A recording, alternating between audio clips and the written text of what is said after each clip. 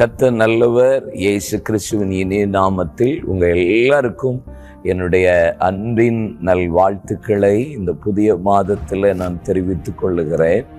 கர்த்தர் 5 மாதத்தை முடித்து இந்த 6வது மாதத்துக்குள்ளே நம்ம பிரவேசிக்க பண்ணியிருக்கிறார். வருஷத்தை நன்மையினாலே முடிசூட்டுகிற ஆண்டவர் இந்த புதிய மாதத்திலும் கர்த்தர் நமக்கு நன்மையினாலே முடிசூட்டுவார். பல எதிர்பார்ப்புகள் பல விதத்தில் நம்ம வாழ்க்கையில் ஆண்டவர் சமூகத்தில் காத்திருக்கிற எல்லா விஷயத்திலையும் கர்த்தர் இந்த மாத நன்மைகளையும் ஆசீர்வாதங்களையும் தருவார் என்று நான் உங்களை வாழ்த்துறேன். சில காரியத்திலெல்லாம் காத்துட்டே இருக்கிறோம், சில காரியத்தில் ஜெபிச்சுட்டே இருக்கிறோம், சில விஷயத்தில் போராடுகிறோம். ஆண்டவரேன்னு பல கேள்விக்குறிகள் நமக்குள்ளே இருக்கலாம். எல்லாவற்றுக்கும் விட நமக்கு பைபிள் தானே, வேத வசனம் தானே கர்த்தர் நமக்கு கொடுத்து நம்மளை பலப்படுத்துகிறார். அதில் இந்த மாதத்திலையும் இந்த ஜூன் மாதத்திலையும் ஆண்டவர் நமக்கு கொடுக்கிற வாக்குத்தத்தம் உபாகமத்தின் புஸ்தகம் 28ஆம் அதிகாரம் அதனுடைய 12ஆம் வசனத்தினுடைய மைய பகுதியை நான் உங்களுக்காக கர்த்தருடைய வார்த்தையாக நான் கொடுத்து உங்களை பலப்படுத்த, உங்களை உற்சாகப்படுத்த நான் விரும்புகிறேன். ஏற்ற காலத்தில் உன் தேசத்தில் மழை பெய்யும், நீ கையிட்டு செய்யும் வேலையெல்லாம் ஆசீர்வதிக்கவும் கர்த்தர் உனக்கு தமது நல்ல பொக்கிஷசாலையாகிய வானத்தை திறப்பார். இந்த மாதம் நமக்கு கொடுக்கிற வார்த்தை என்ன தெரியுமா? கர்த்தர் திறப்பார். ஆண்டவர் எல்லாவற்றிலும் ஒரு திறக்கிற ஒரு காரியம் நடக்க போகிறது. அடைக்கப்பட்ட எல்லா விஷயங்களையும் கர்த்தர் திறக்க போகிறார். உங்கள் வாழ்க்கையில், உங்கள் குடும்பத்தில், ஊழியத்தில் எங்கெல்லாம் அடைச்சிருக்கிறதோ ஆண்டவர் திறப்பேன் என்று வாக்கு பண்ணுகிறார். ஆண்டவர் சொல்லுகிறார், நான் வானத்தை திறக்க போகிறேன் என்பதாக. இங்கே அப்படி போட்டிருக்கு இந்த வார்த்தை. ஆண்டவர் உங்களுக்காக அடைக்கப்பட்ட எல்லா சூழ்நிலையும் திறக்க போகிறார். விசேஷமாக ஆண்டவருடைய வார்த்தை எப்படி இருக்கு? அவர் வானத்தை திறப்பாராம். ஏன் அவர் திறக்க போகிறார்? எதனால அந்த திறக்கிற காரியம் நடக்க போகிறது? நீங்க செய்கிற வேலைகள், வியாபாரங்கள் எல்லாவற்றிலும் ஆசீர்வாதத்தை தரும்படி கர்த்தர் வானத்தை திறக்க போகிறார்.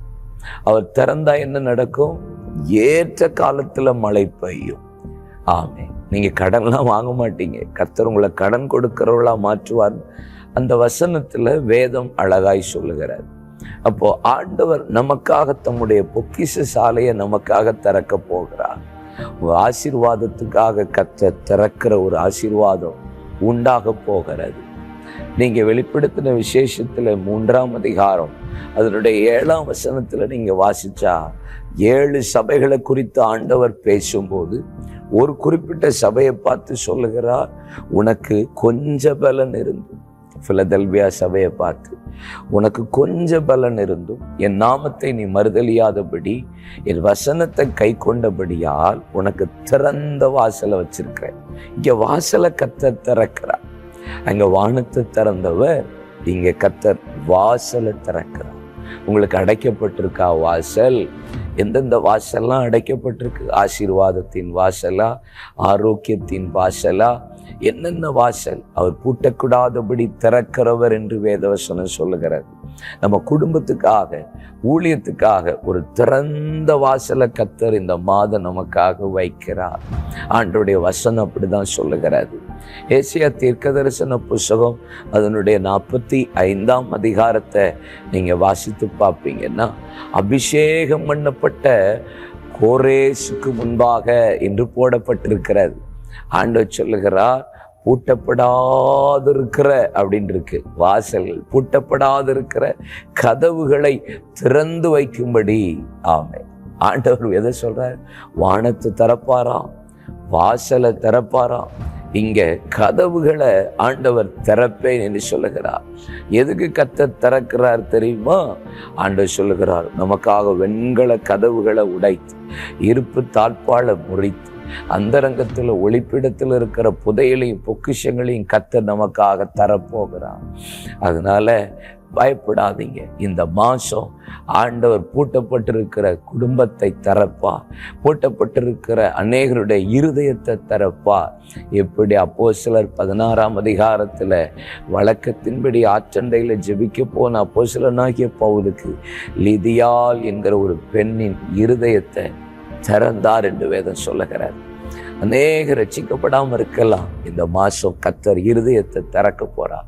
பல பேருக்கு நீங்கள் ஜெபிச்சுட்டே இருக்கிறீங்கல்ல, பல பேருடைய ரட்சிப்புக்காக, கணவனோ மனைவியோ பிள்ளைகளுடைய ரட்சிப்புக்காக தொடர்ந்து ஜெபிச்சுட்டு இருக்கீங்கல்ல, கர்த்தர் திறக்க போகிறேன்னு சொல்கிறார். தைரியமாக இருங்க. உங்களுக்காக கர்த்தர் ரட்சிப்பின் கதவை திறக்க போகிறார். ஆசீர்வாதத்தின் கதவை தேவன் திறக்க போகிறார். ஆமென். உங்களுக்கு நன்மையான ஈவுகளை, பூர்ணமான வரத்தை ஜோதிவின் பிதாவினிடத்திலிருந்து வானத்தை திறந்து கர்த்தர் தருவேன் என்று நமக்காக கர்த்தர் வாக்குப்படி இருக்கிறார். அதெல்லாம் நீங்கள் எதை குறிச்சும் கவலைப்படாதீங்க. இந்த மாதம் அடைக்கப்பட்ட சூழ்நிலை இருக்குன்னு நினைக்கிறீங்களா?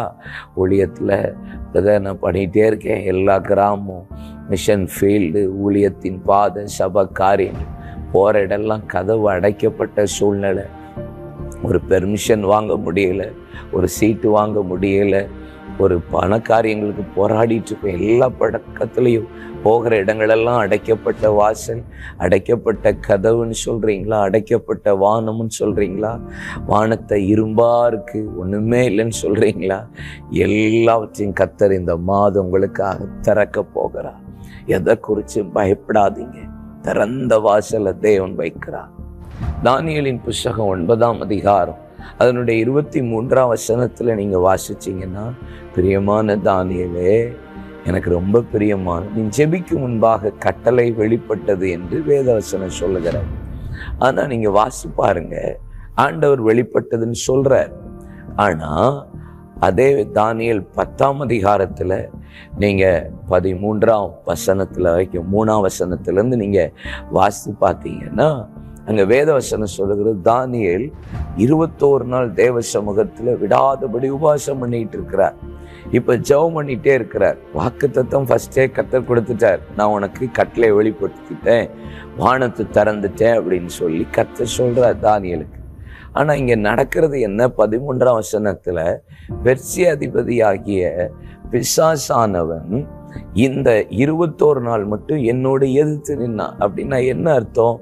வானத்தை கர்த்தர் திறந்துச்சாரு 1ஆவது நாளே, உபவாசத்தின் ஆரம்பத்தில், ஜபத்தின் ஆரம்பத்தினாலே 1ஆவது நாளே திறந்துச்சார். ஆனால் இங்கே நன்மை வானத்திலிருந்து திறந்த ஆண்டவர் கிடைக்காதபடிக்கு பிசாசு போராடி தடை பண்ணுகிறான். வாக்கு தத்தத்தை, ஆசீர்வாதத்தை, நன்மையை போராடுறான். ஆனால் தானியேல் என்ன செய்தார்? 21 நாள் புசியாமலும் குடியாமலும், வாய்க்கு சுவையான பதார்த்தங்களை கொண்டு போகாமல், பரிமள தைலம் பூசிக்கொள்ளாமலும் தொடர்ந்து ஜெபிச்சார். இந்த ஜெபம் என்ன செஞ்சிச்சு? கர்த்தர் மிகாவேல் தூதன் அனுப்பி யுத்தம் பண்ணி வானத்தை திறந்திருந்த அந்த ஆசீர்வாதத்தை தானியேல் பெற்றுக்கொள்ள கர்த்தர் கிருபை செய்யும்படி உதவி செய்தார். நான் இந்த மாதம் உங்களுக்கு சொல்கிறேன், எல்லாவற்றையும் கர்த்தர் உங்களுக்காக திறக்க போகிறார். அடைக்கப்பட்ட வாசல்லாம் திறக்க போகிறது. கதவுகள் எல்லாம் கர்த்தர் திறக்க போகிறார். உங்களுக்காக வானத்தை திறக்க போகிறார். எல்லாவற்றையும் பாதையை கர்த்தர் திறப்பார். செங்கடல் எப்படி திறந்தா, யோர்தான் எப்படி திறந்தா, எரிகோவின் மதில் எப்படி விழுந்து அந்த பாதையை கர்த்தர் திறந்தா, அதே போல் எல்லாம் திறக்கும். ஆனால் உங்களுக்கு நான் சொல்கிறேன், இந்த 1ஆம் தேதி வாக்குத்தத்தம் வந்துட்டுன்னு சொல்லி நீங்கள் சும்மா இருந்துடக்கூடாது. தானியேல் எப்படி தொடர்ந்து ஜெபிச்சான், இதை நீங்கள் பெற்றுக்கொள்றதுக்கு வரைக்கும் போராடி ஜெபிக்கணும். பிசாசு போராடுவான், தடையை கொண்டு வருவான், திரும்ப கதவடைக்கிறதுக்கு போராடுவான். நீங்கள் ஜபத்தை மாத்திரம் உறுதியாக தரித்திருங்க. கர்த்தர் திறந்து உங்களுக்கு நன்மையை கொடுக்க போகிறான், மலையை வர்ஷிக்க பண்ண போகிறான், ஆசீர்வாதங்களை தரப்போகிறான். எதை குறித்தும் நீங்கள் கவலைப்படாதீங்க. உங்களுக்காக இந்த மாதம் ஆண்டவர் திறப்பேன் என்று வாக்கு பண்ணுகிறார். தைரியமா இருக்கு, தைரியமா இருக்கு. No man can shut your door. ஒரு ஆளாலும் பூட்ட முடியாது. தைரியமா இருக்கு. அவர் தானே திறந்திருக்கிறாரு, யார் பூட்ட முடியும்? ஏதாவது திரும்பி அடைச்சிருமா? இன்னும் நீ பூட்டப்படாது இருக்கிற வாசல் உண்டு. தைரியமா போங்க, தைரியமா இருங்க. இந்த மாசம் தைரியமா சுதந்திரித்துக் கொள்ளுங்க. நான் உங்களுக்காக ஜெபிக்கிறேன்.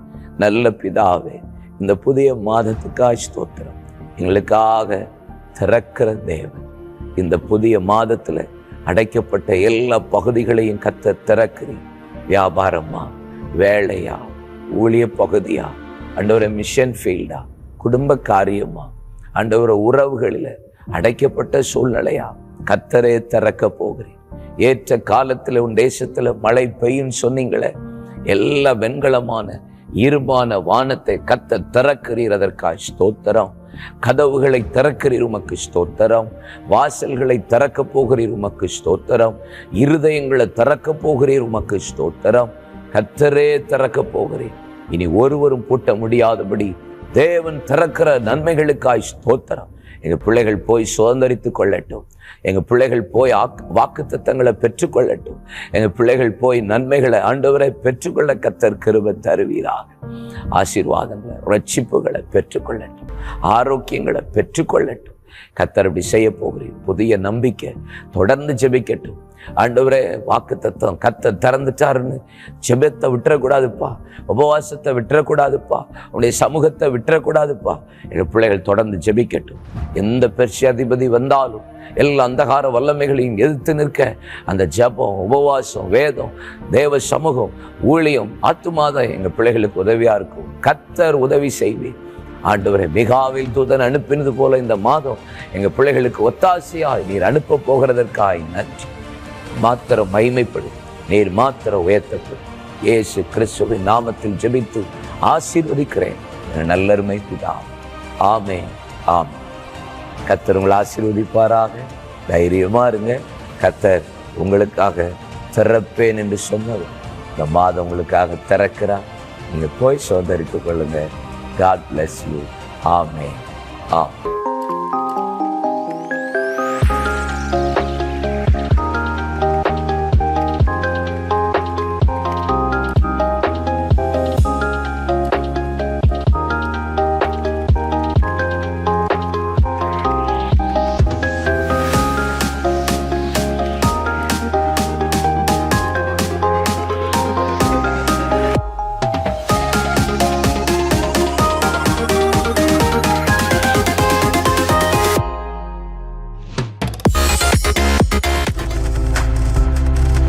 நீங்கள் பார்த்துக் கொண்டிருப்பது உங்கள் ஜாய் டிவி. உங்கள் துக்கம் சந்தோஷமாய் மாறும்.